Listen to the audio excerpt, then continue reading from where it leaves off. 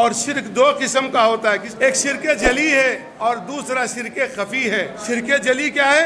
बड़ा शिरक, अल्लाह की ज़ात में, अल्लाह की सिफात में, अल्लाह की इबादत में किसी को शरीक कर दे।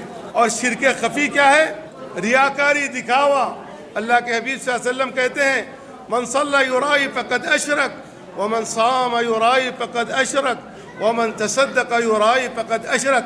जिसने दिखावे की नमाज पढ़ी उसने शिरक किया, जिसने दिखावे का रोज़ा रखा उसने शिरक किया, जिसने दिखावे का खैर खैरात ज़कात दी उसने शिरक किया।